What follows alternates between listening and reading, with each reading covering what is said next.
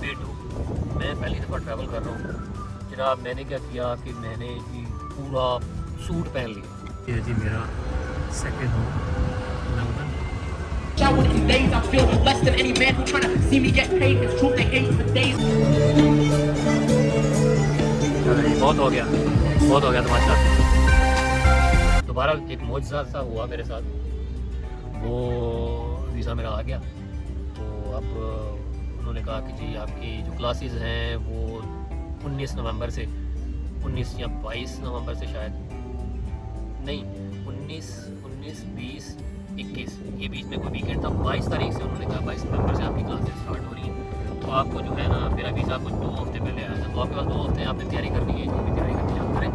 और पासपोर्ट भी आपको कुछ दिनों बाद मिल जाएगा। उसमें एक जो मेन जो कंसर्न था मेरा भी सबका कि जी यहाँ से चलो जहाज़ पे मुझे बिठा देंगे, मैं चला जाऊँगा, लेकिन वहाँ से जब मैं मेलबर्न पहुँचूँगा तो वहाँ मुझे कौन रिसीव करने आएगा, मुझे आगे कौन लेके जाएगा।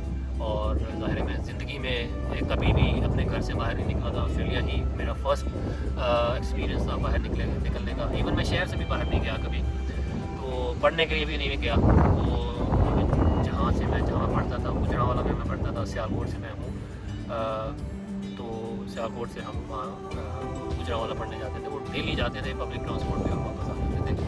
तो मैं अपने शहर से भी बाहर नहीं निकला। तो ये मेरा फर्स्ट एक्सपीरियंस था, तो बड़ा नर्वस था, कंफ्यूज था। तो इस चीज़ को जो मैंने अरेंज किया, ये वाला पिकअप करने वाला जो अरेंजमेंट, वो हमने जो सोचा, मुझे ये सोचा कि जो शबीर भाई के जो कोलीग हैं वो उनके बेटे से हम बात करेंगे, उससे कहेंगे कि वो हमें पिक कर ले, अगर तो उसकी मेहरबानी होगी। तो उनके वाले साहब से शबीर भाई ने बात की, उसने कहा कि कोई मसला नहीं है, मैं आपके बेटे को जो है वो पिक कर लूँगा और अपने घर में कुछ दिनों के लिए अकोमोडेशन भी दे दूँगा। वो भी स्टूडेंट्स के साथ ही रह रहा था, तो वो जो है मैं इसको पिक कर लूँगा। तो हमने कहा चले ये तो सेटिंग हो गई है। तो बहरहाल जिस दिन हमारी फ़्लाइट थी तो मैंने शबीर भाई को मैंने कहा कि यार उससे हम बात कर लें, फ़ोन कर लें उसको। उसका नंबर दिया हुआ था उन्होंने ऑस्ट्रेलिया का, उसके वालिद ने। तो हमने शबीर भाई ने उससे बात की कि भाई आज आमिर की फ़्लाइट है, तो ये फ़लाँ टाइम पे पहुंच जाएगा, तो आप पिक कर लेंगे उसे। उसने जी एक ये भी ख़बर सुना दी। उसने कहा कि जी सॉरी मैं ना पिक नहीं कर सकूँगा इसको, मेरी कोई जॉब आ गई है, कॉल आ गई है, तो मुझे एमरजेंसी में अपनी जॉब करनी है, शिफ्ट करनी है। उस वक्त तो मुझे बड़ा बुरा लगा, एक थोड़ा सा डर भी हुआ और थोड़ा सा थोड़ा मैं लेट डाउन भी हुआ कि यार ये तो इसने वादा किया हुआ था, तो ये तो नहीं आ रहा, मैं कैसे करूँगा। थोड़ा सा डर लग रहा था। अच्छा खैर, ये जो उसने मुझे मना किया, वो बाद में आके पता चला कि जॉब यहाँ पे कितनी इंपॉर्टेंट होती है। किसी भी अगर आपकी एक जॉब लगी हुई है, आपको अगर कॉल आ जाती है कि आपने करनी है, वो कितनी इंपॉर्टेंट है, आप मना नहीं कर सकते। अगर आप मना करेंगे तो आपकी जॉब खतरे में हो सकती है, बाद में आपको शिफ्टें भी नहीं देते। ये बाद में मुझे यहाँ पे आके पता चला, जब मैं खुद जॉब ढूंढने निकला, फिर जॉब लगी, तो फिर ऐसे जब कॉल्स आती थी तो फिर मुझे ये बात की समझ आई। तो बहरहाल उस वक्त तो बड़ा बुरा लगा। तो खैर निकल पड़े हम घर से। बारिश रास्ते में हो रही है, 4-5 घंटों का गैप लेके हम लाहौर के लिए निकल पड़े। रास्ते में जब हम बहुत तेज़ बारिश हो रही थी, और लाहौर जब पहुँचे, लाहौर पहुँच के लिबर्टी चौक से शायद हमने कुछ रुपीज़ थे वो हमने कन्वर्ट करवाए। उस वक्त 47 का डॉलर मिलता था, ऑस्ट्रेलियन डॉलर। अब कितने का है? 150 का रुपीज़ का $1 है, ऑस्ट्रेलियन डॉलर। इतनी वैल्यू गिरी है और इतना इनका भी ऊपर गया है ओबियसली। और पाकिस्तानी रुपये की वैल्यू आप अंदाज़ा कर लें कितनी गिरी है इन 16 सालों में। तकरीबन $1000 मेरे पास हो गया। हमने डॉलर्स कन्वर्ट करवाए, वो लेके मैं चल पड़ा। तो बहरहाल मैं कुछ सामान भी बहुत ज़्यादा, तकरीबन उस वक्त आइडिया नहीं था कि कितना सामान होना चाहिए। शबीर भाई जो थे उन्होंने भी मुझे कुछ थोड़ा बहुत गाइड किया, इतना ज़्यादा उन्होंने भी ट्रैवल नहीं किया हुआ था। तो तकरीबन मैंने कोई 15-20 किलो जो है ना, जो मुझे अलाउड था, उससे मैंने 15-20 किलो ज़्यादा मैंने भर लिया। पता नहीं कितनी बुक्स मैं साथ ले आया, ये भी रख लूँ, ये भी रख लूँ, ये भी रख लूँ, पता नहीं क्या क्या हो जाएगा वहाँ पे, मैं कितना को पढ़ लूँगा। सारी तकरीबन 15-20 किलो की तो वो बुक्स ही थी। अच्छा एक बात जो इम्पोर्टेंट मैंने आपको बतानी है, मैं पहली दफ़ा ट्रैवल कर रहा हूँ जनाब। मैंने क्या किया कि मैंने जी पूरा सूट पहन लिया, टाई वाई जनाब, पेंट कोट, अपना सूट जो होता है ना वो प्रॉपर, वो पहन के पता नहीं मैं कहाँ जा रहा हूँ, कौन सा कोई क्या बनने जा रहा हूँ वहाँ पे ऑस्ट्रेलिया के अंदर। और ये मुझे अंदाज़ा ही नहीं था कि 24 घंटे की ट्रैवलिंग है, तो उसमें तो मेरी वाट लग जानी है। मैं जनाब सूटेड बूटेड ये वो पहन के, तो जब वहाँ पे सामान बुक करवा रहा हूँ तो जनाब उसने मुझे जो कहा कि सामान या तो रख दें, यहीं पे रख दें, अपने जो आपको छोड़ने आए हैं उनको वापस दे दें, या फिर आप हमें जो है ना को 15-20 हज़ार रुपया उसने मांगा उस वक्त उस सामान का किलो के हिसाब से, पता नहीं कितना वो चार्ज कर रहा था मुझे। वो बड़ी बहस हुई उसके साथ, बड़ी डिस्कशन हुई, बहुत बहस हुई। तो कर आके उसने कहा कि 6,000 मुझे दे दें, ये मैं आपका बुक कर देता हूँ। तो मैंने उनको 6,000 रुपया दे दिया और हम लोग, मैं जो है ना वो बोर्ड हो गया जहाज़ के ऊपर। कनेक्टिंग फ़्लाइट थी लाहौर से बैंकॉक, फिर बैंकॉक से आगे मेलबर्न के लिए। तो ये लाहौर से बैंकॉक जो थी वो तो 3-4 घंटे की फ़्लाइट होती है। वो आसानी से, खैर खैरियत से, बहुत आसानी से वो हो गया, खुशी खुशी हंसते खेलते। और जो मैंने सूट पहना था वो भी बड़ा कंफर्टेबल था, उस वक्त तक तो ठीक था। तो मेलबर्न जब पहुँचे, सॉरी बैंकॉक जब पहुँचे तो जनाब वहाँ पे, अच्छा ये जो लाहौर से बैंकॉक की फ़्लाइट थी वहाँ पे मुझे कुछ और पाकिस्तानी चेहरे भी नज़र आए जो यंग मेरी तरह के ही लग रहे थे, स्टूडेंट ही लग रहे थे। उनसे भी आस्ता आस्ता थोड़ी बहुत नज़रों में थोड़ा सा आई कांटेक्ट होता रहा।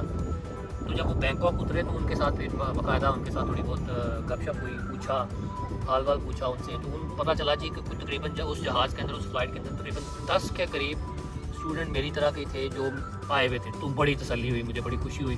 2-3 तो उसमें ऐसे थे कि जो मेरे ही यूनिवर्सिटी के ही थे, जहाँ मैंने जाना था मेरे ही कैंपस के थे। मैं बड़ा खुश, मुझे बड़ी तसल्ली हुई। मैंने कहा यार वो जो एक फियर था ना कि मुझे कौन लेने आएगा, तो वो थोड़ा सा हट गया। तो मैं इनसे कहूँगा गाइड मुझे कर देंगे, जो इनको दोस्त लेने आए हुए हैं, तो वो थोड़ा बहुत शायद वो मुझे लिफ्ट भी दे दें। दोबारा उनसे दोस्ती हुई। बैंकॉक में हम उतरे, 1-2 घंटे का उसके अंदर ट्रांजिट था। नेक्स्ट फ़्लाइट के अंदर बैठे तो वो दोस्तों के साथ, उन लड़कों के साथ अच्छी खासी गपशप हो गई थी उस वक्त तक।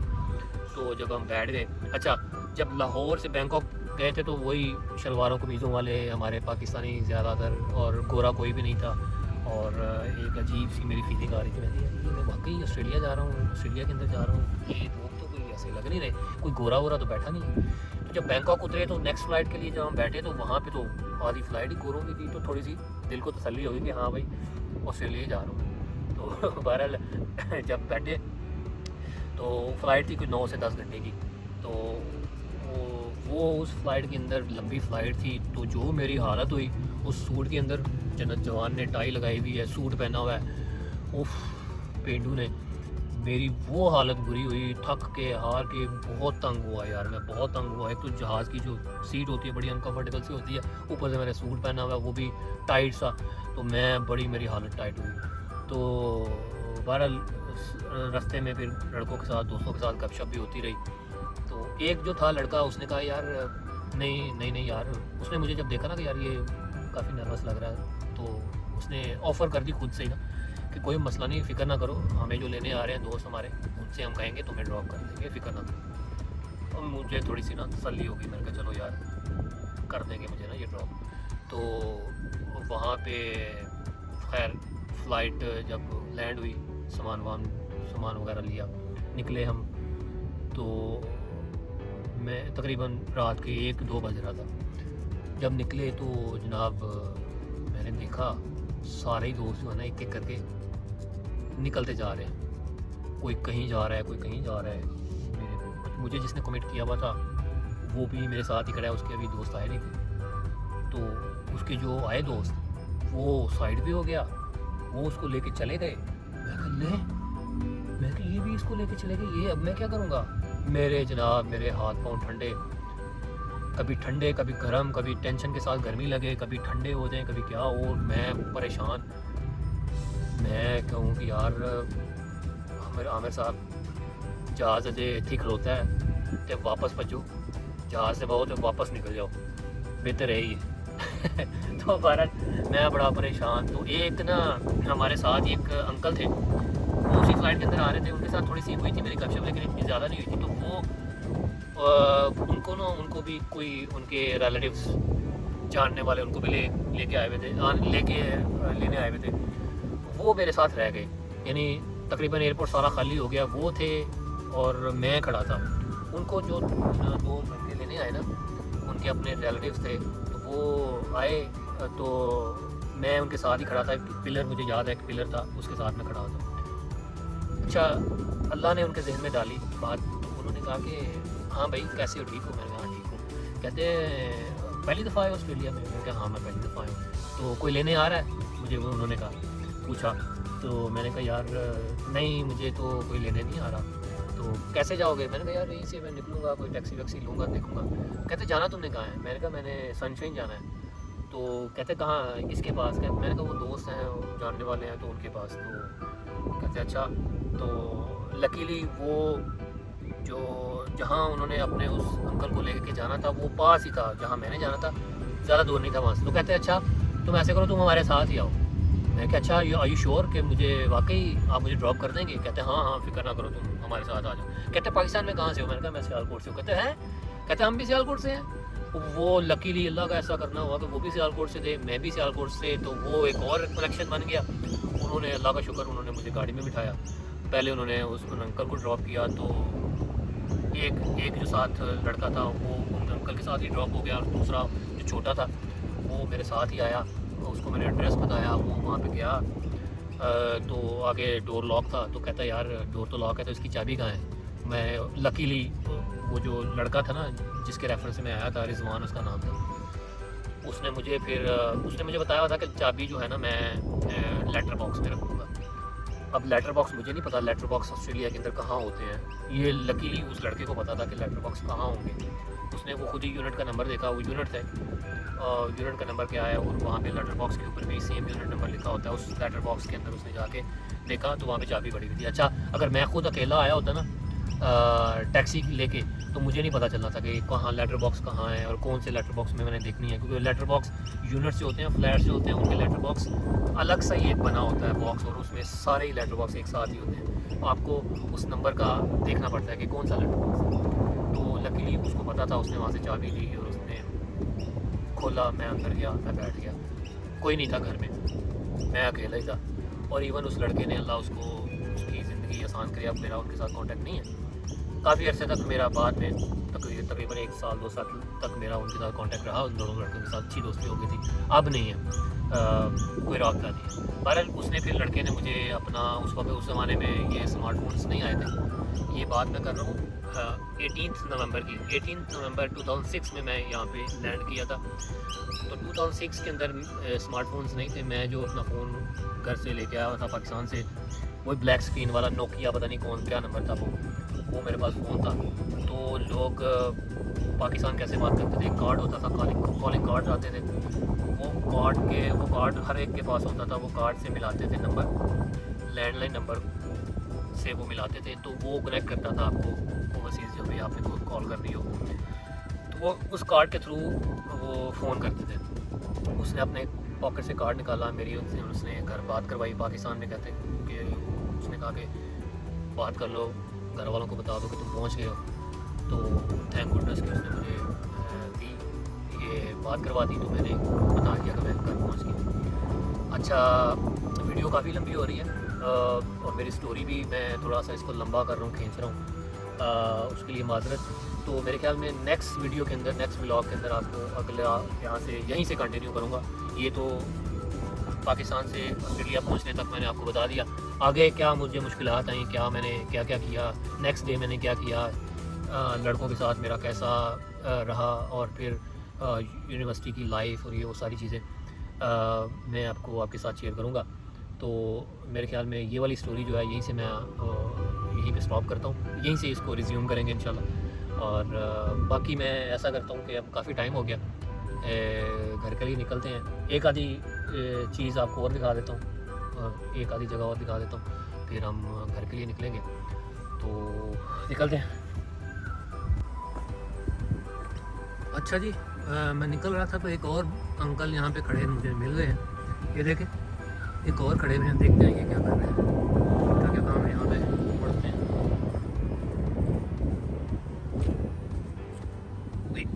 बूढ़े हैं काफ़ी, देखते हैं। ये इसके ऊपर लिखा होगा, इसका नाम भी लिखा होगा, वाह जी वाह, फूल भी लगा हुआ है उसके ऊपर, वेरी गुड। कौन है? सर एडवर्ड वेरी डनलॉप, 1907 से लेके 1993 तक के इसका लाइफ स्पैन था। ठीक है, अच्छा ये सारे जो है ना, ये मेरे ख्याल में ऑस्ट्रेलिया के जो फाउंडिंग फादर्स कह लें उनके, ये वो होंगे। बहरहाल फर्दर अगर किसी ने इनके ऊपर रिसर्च करनी हो, इनको करना हो, तो ज़ाहिर है गूगल आप कर सकते हैं। अच्छा ये लिखा हुआ है, ये लिखा हुआ है सोल्जर था जी। अच्छा इतना रश नहीं है सिटी के अंदर, इतने लोग नहीं हैं। एक तो गर्मी बहुत ज़्यादा है, और दूसरा सिर्फ जो लोग आपको नज़र आ रहे हैं ये सिर्फ शॉपिंग वाले लोग हैं जो शॉपिंग कर रहे हैं, जो मैंने आपको बताया था। अच्छा शॉपिंग से मुझे याद आया कि मैं आपको यहाँ का मेलबर्न का शॉपिंग मॉल जो है बड़ा फेमस, बर्ग स्ट्रीट मॉल, वो मैं आपको दिखाता हूँ। वॉक करता हुआ जाऊँगा।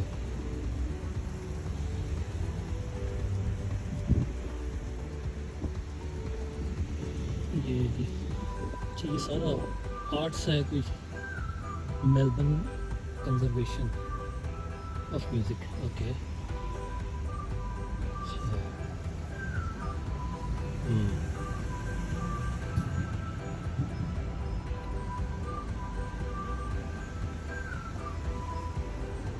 ये क्या है जी, ये क्यों पुट्ठी सीधी हो रही है, इसको क्या हो रहा है? ये देखिए, अच्छा ये इस तरह के कोई आर्ट्स यहाँ पे होते होंगे, तो डांसिंग वगैरह सिखाते होंगे। अच्छा ये क्या पतीले बर्तन रखे हुए यहाँ पे।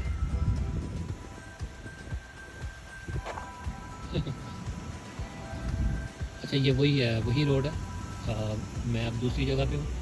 ये वो वाला गार्डन, फ्लावर गार्डन था। ये आपको मैं दिखा चुका पहले। ये अगेन वही आ गया, performing arts centre.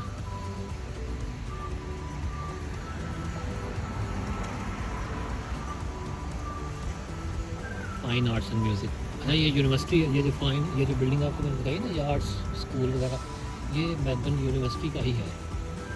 University of Melbourne है, ये देखिए, university of Melbourne south bank campus, जहाँ पे आर्ट्स वगैरह सिखाते हैं, म्यूज़िक वगैरह। ये वही बने हुए जो बर्ड्स लाइट्स में बने हुए थे ना, वो जो LED लाइट्स मैंने आपको दिखाई थी बर्ड्स की शेप में। ये देखिए, ये बर्ड्स वही नज़र आ रहे हैं। देखिए कितने ज़बरदस्त लग रहे हैं, मुझे ये बहुत पसंद आया। ये देखिए वो देखिए कैसे वो फीड कर रहे हैं, कैसे फीड कर रही है, लेकिन रियल लग रहा है। ये स्कूटियों वाली भी आ गई बीच में।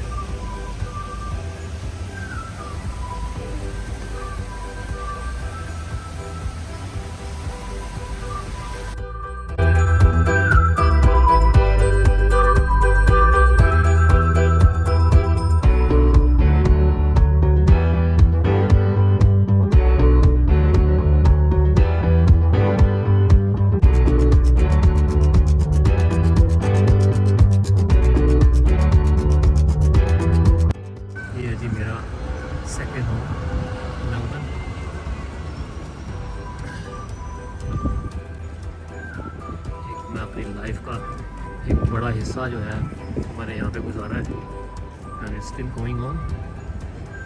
तो एक ज़ाहिर है, आप जब इतना अर्सा गुजारें, आपकी जो अफेक्शन है वो तो नेचुरल है ना। फिर फर्स्ट लव एक अफेक्शन जो एक जेन्युइन अफेक्शन होती है, वो पाकिस्तान के साथ हमेशा से रहेगी, जो एक अपनी धरती माँ के साथ होती है। ये यहाँ पे सिंगर एक आ गया। I feel less than any man who trying to see me get paid. It's truth they hate for days, but they can never relate to this rate. This bullshit been my fate. I'm not one to inflate the stories.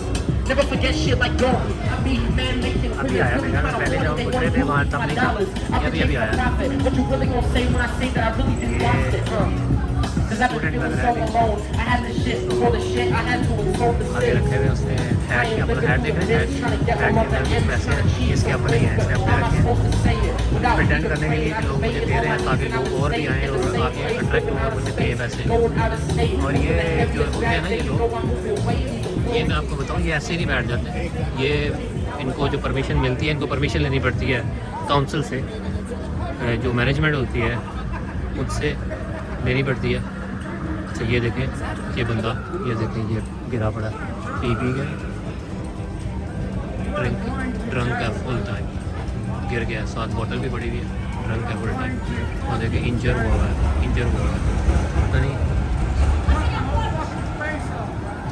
नहीं मारा है इसने, कि इसको किसी ने मारा है, इसको किसी ने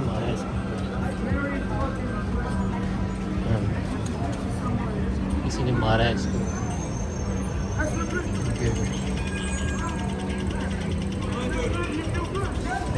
वो जो लोग बैठे हैं ना, इनके साथ बात कर रहा है, इन्होंने मारा है इसको, मिसबिहेव कर रहा होगा ना। जब ये करते हैं ना, ड्रिंक कर लेते हैं तो मिसबिहेव करते हैं, बकवास करते हैं, फिर मार खाते हैं। अब गिरा पड़ा ना, काफ़ी अच्छी खासी इसको इंजरी हुई है, पुलिस भी आ गई है, ये आ गई है, किसी को लेके जाएगी। ये देखिए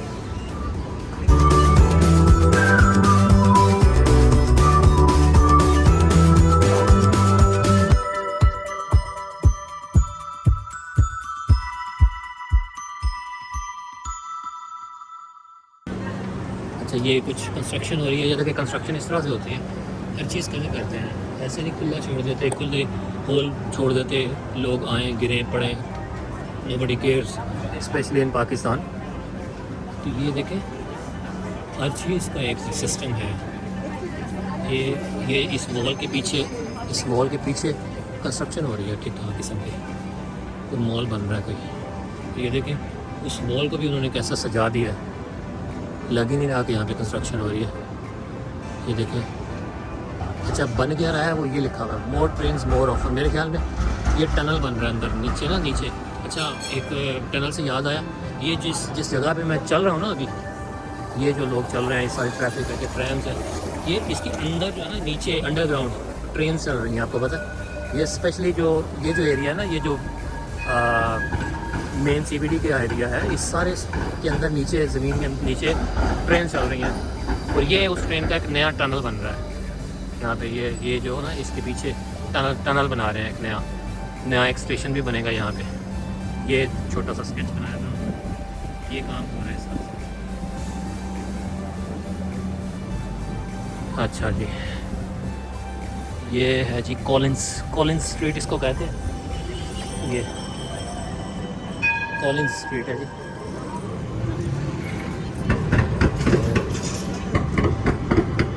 इस कॉलिंस स्ट्रीट के ऊपर मैंने बहुत काम किया हुआ, 3-4 साल तकरीबन। यहाँ पे मैं जब मेरे अर्ली डेज थे मेरे ऑस्ट्रेलिया के अंदर, तो मैं सिक्योरिटी गार्ड था, सिक्योरिटी करता था, इस तरह की और जॉब्स करनी पड़ती हैं। तो ये आप देख रहे हैं, ये आप देख रहे हैं कि ड्योर लिखा हुआ, ड्योर। यहाँ पे ना इस बिल्डिंग के अंदर, इस शॉप के अंदर मैंने काम किया, सिक्योरिटी गार्ड था। लेकिन उस वक्त ये ड्योर नहीं था, ये शनेल आपने सुना होगा, शनेल की शॉप थी यहाँ पे, स्टोर था शनेल का।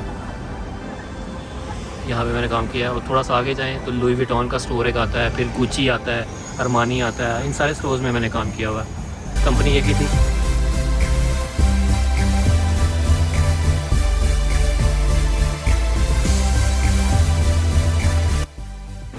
ये पुरानी बिल्डिंग बनी हुई है, ये देख, ज़बरदस्त कंस्ट्रक्शन होती थी यार, बड़ी सॉलिड किस्म की उस ज़माने में, बैक इन द डेज़।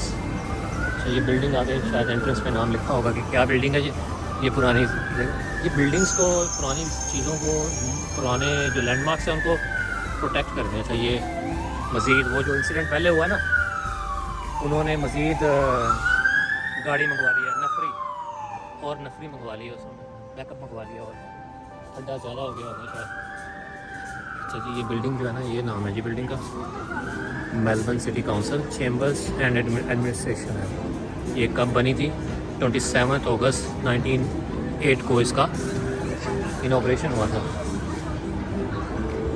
ये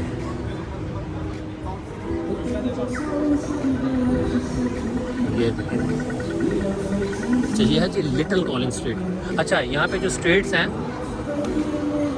बड़े अच्छे तरीके से मैनेज किए हुए हैं, और अगर कोई बड़ी स्ट्रीट आती है जैसे कॉलिंस स्ट्रीट आई, उसके साथ ही लिटिल कॉलिंस स्ट्रीट आ जाती है, छोटी स्ट्रीट यानी कि ये देखो छोटी सी स्ट्रीट है जिसमें एक ही वन वे ही ट्रैफिक होती है ये, और इससे पहले जो आई थी वो कॉलिन स्ट्रीट आई थी, जिसका मैंने आपको बताया मैं काम करता रहा हूँ यहाँ पे शॉप से, स्टोर्स से। ये कॉलिन स्ट्रीट आ गई, और जिसको मैं क्रॉस कर रहा हूँ ये स्वानसन स्ट्रीट है। ये स्वानसन स्ट्रीट लिखा हुआ है। ये मॉल है, यहाँ पे हर वक्त कुछ ना कुछ हो रहा होता है, कोई ना कोई परफॉर्म कर रहा होता है। ये देखें आप, अल्लाह बुल्ला रहता है। ये स्ट्रीट है, मॉल है, बर्ड स्ट्रीट मॉल है। यहाँ पे बाकी और ट्रैफिक को अलाउड नहीं है। ये सिर्फ ट्रैम आती है, यहाँ पे आप ट्रैक्स देख रहे हैं, सिर्फ ट्रैम आती है। बाकी यहाँ पे लोग वॉक करके जा रहे होते हैं, आ रहे होते हैं, लोग बैठ के गप्पे मारते हैं। ये डिज़नी 100 ईयर्स ऑफ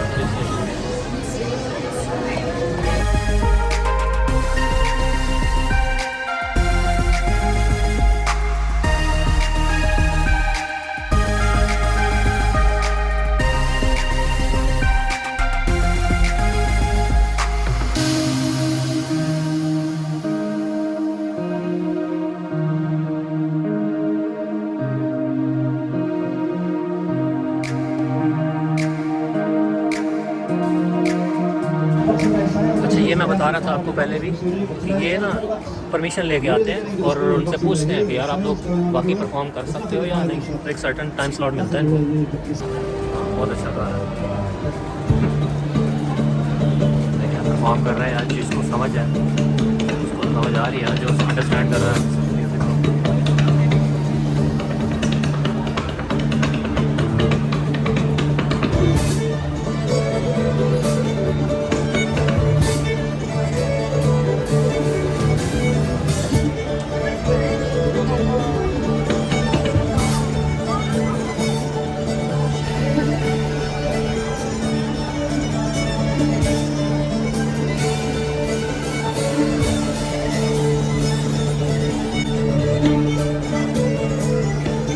बहुत हो गया तुम्हारे साथ।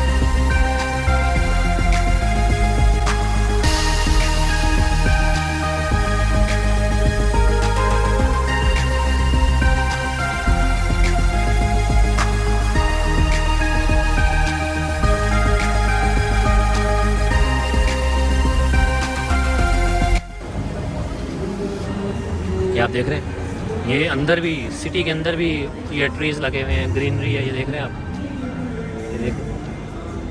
ये ट्रीज, ग्रीनरी बहुत ज़्यादा है।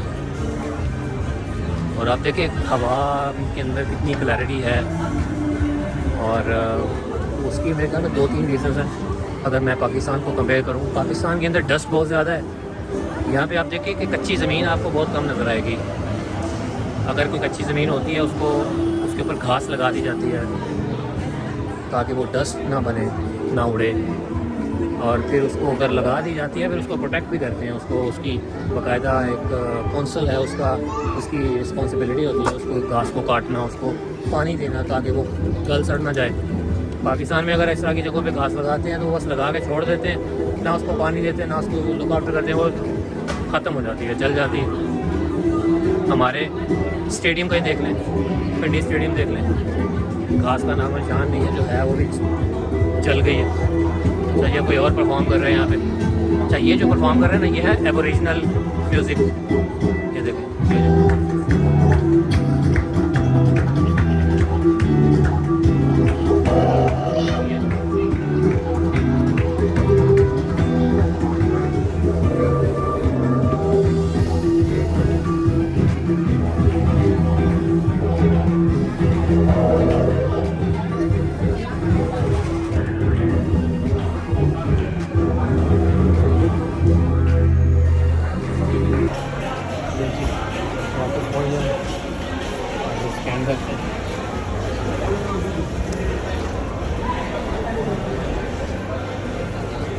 ट्रेन देखते हैं हमारी ट्रेन कब है। आगे सारी ट्रेन का बताएगा कि कौन सी किस प्लेटफॉर्म पे है और कब आएगी। मेरी ट्रेन मुझे 1 मिनट में आती है।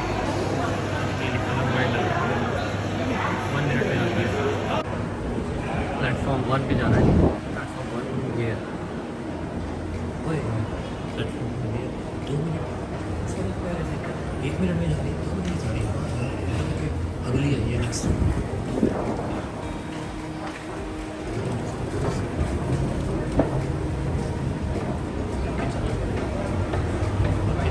ये खड़ी है।